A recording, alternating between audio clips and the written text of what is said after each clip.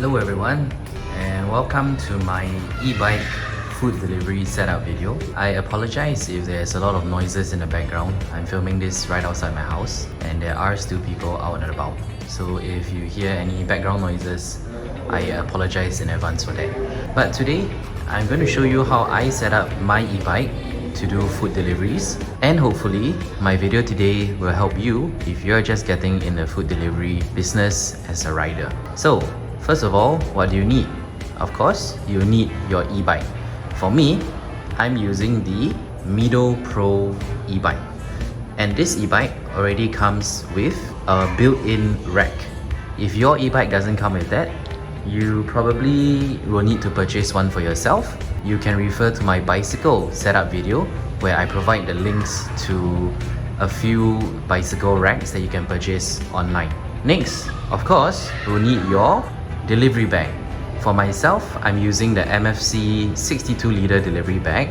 I believe this is the older version because it came with Velcro. I believe the latest versions will all be magnetic. Next, you will need bungee cords. For myself, I use a total of 4 bungee cords. Last but not least, you may or may not need, I think this is optional, but it will be very good if you have it. You need some sort of base plate. For myself, I'm using those art boards that you can buy at Popular just to hold some shape. It's not the most effective, definitely not recommended. If you can find something more sturdy, use that. In fact, speaking of something more sturdy, you can actually buy metal racks to hold your delivery bag, and you can mount that onto the built-in rack on the bicycle right there. Why did I choose not to use it? Well, unfortunately, the metal rack that I bought doesn't fit this 62-liter bag. It only fits the Grab 62-liter bag.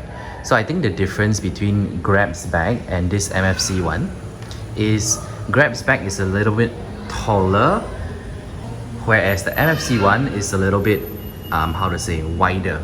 It's shorter, not as tall, but it's wider a little bit. So unfortunately, this MFC bag couldn't fit into that rack. Another thing that sort of like convinced me not to use the metal rack is I don't want to be adding on to the weight, total weight of the bicycle. I'm not talking about LTA regulations. It's just my personal preference. I don't want to be weighing down my bicycle so much. So these are the things that I use to set up my e-bike, attaching the delivery bag to the e-bike. So let's go into how I actually do it. Alright, let's take a closer look. Okay, and the first thing I'm going to start off with is to put in my first bungee cord. So as you can see, I have wrapped the bungee cord around the frame of this rack, and the ends that are currently hooked to the seat are going to be hooking to the side of my delivery bag. So if you can see over here, we're going to be hooking it onto those rings over there. So the bag will be on top of the rack, and the bungee cords will be pulling the rack downwards onto the rack.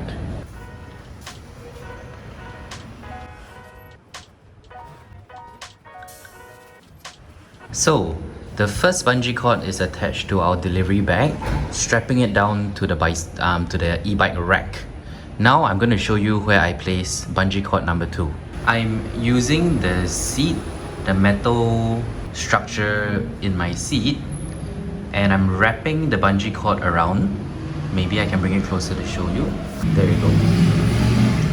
I'm wrapping it around, and of course I'll make sure it's nice and tight, and we'll be hooking it similarly on both sides to the metal ring. So let's go ahead and do that. Now, already I can feel that the bungee cord is not tight enough, so I'm gonna go another round and wrap it one more time.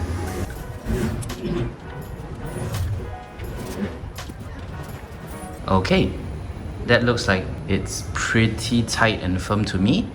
Let's move on to bungee cord number 3. Alright, bungee cord number 3 is quite similar to bungee cord number 2, where we're using the seat post.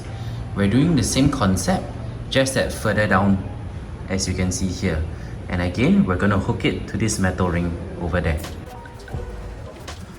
Bungee cord number 3 is done.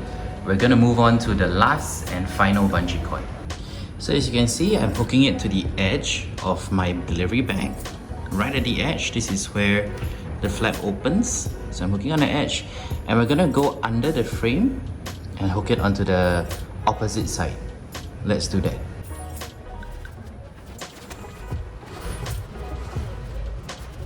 Alright, so the last thing we need to do is to use these two pieces of board, poster board if I can call it that, and to put it underneath the delivery bag. The delivery bag already has one piece of the poster board on the inside to keep the shape, but I'll be adding this in replacement of a bento rack just to keep the delivery bag more stable and to give it some support. So let's do that.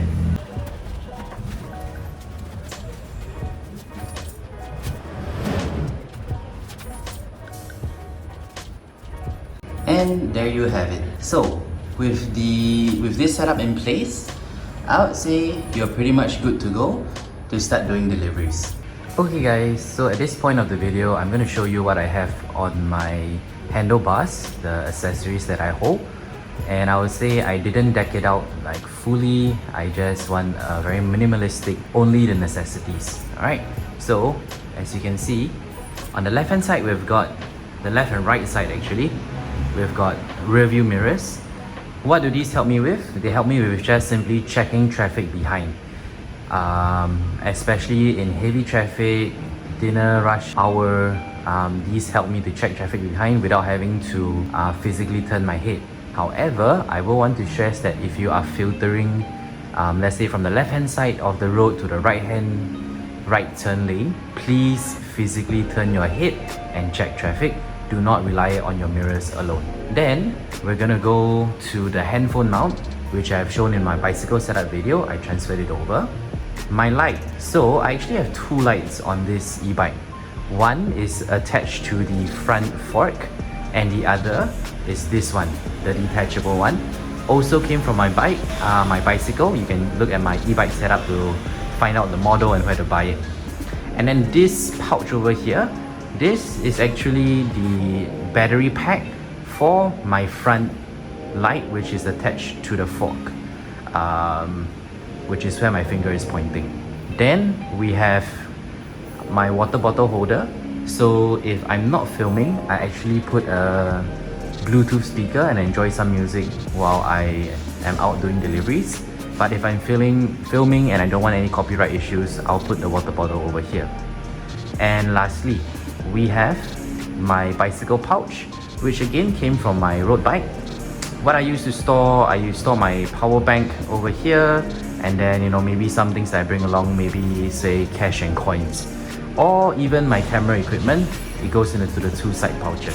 I'm gonna zoom in a little bit and show you the last accessory I have, as well as the light on my e-bike. Okay, the last accessory that I have on my e-bike, and this was given to me by my Nigel, is an electric horn, if I can put it that way, if I can call it that. I don't usually use this horn because it is really, really loud.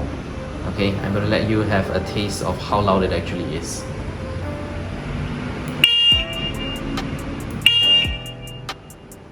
Alright, that is incredibly loud.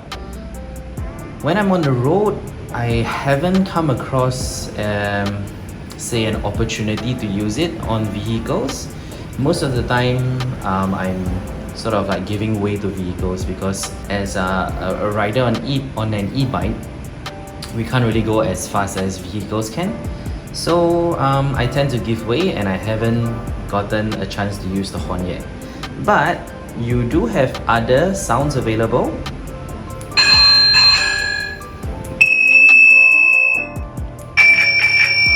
The horn does have a power on and power off, as well as a volume up, down, increase and decrease. So you can adjust this accordingly.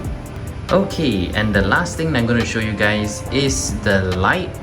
It is really, really, really bright. Alright, let me just show you. This is the first mode. This is the second mode, which I believe is just a little bit dimmer. This is the flashing mode. And lastly, power off. I do like this light that is attached to the front of the e-bike.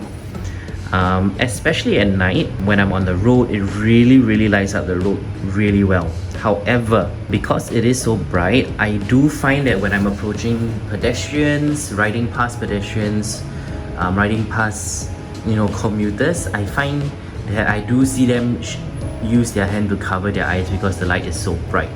So usually what I do is to use the second mode, which is, this is mode 1, this is mode 2, which is slightly dimmer, and I think this is a little bit better when I'm commuting.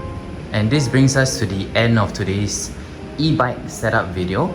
I hope what I've shown you here proves to be useful. Maybe you can incorporate some of the things I've done into your e-bike setup. If you have any questions, feel free to comment down below. If you see something that possibly could be done better for my setup, let me know in the comments as well. I'd love to know your tips and tricks on how to have a good delivery rider e-bike setup. So yeah, thanks so much for following along. If you made it this far, help me to hit that subscribe button and turn on the notifications so that you don't miss any of my uploads.